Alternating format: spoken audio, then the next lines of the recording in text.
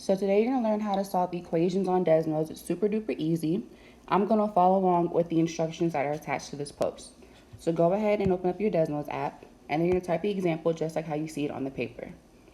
So we're going to type in 2x plus 2 and make that equal to 4x minus 8.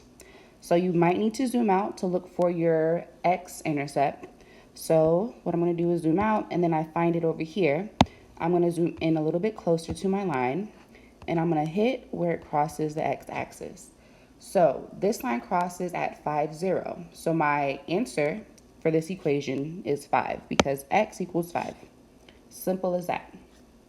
So let's try the other example that's on the paper. I'm going to go ahead and close that out. So what is the value of x? We have 4x minus 5 plus 2 equals x plus 6x minus 12. So once again, looks like I need to zoom out on this one to look for my line.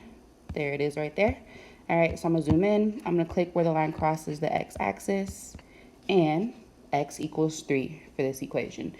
So it's as simple as that. You just type in the equation just like how you see it on your paper, but make sure when you are typing it in, you are using x, not the multiplication button, okay? So the x button is over here where it says ABC, xy, a squared, ab.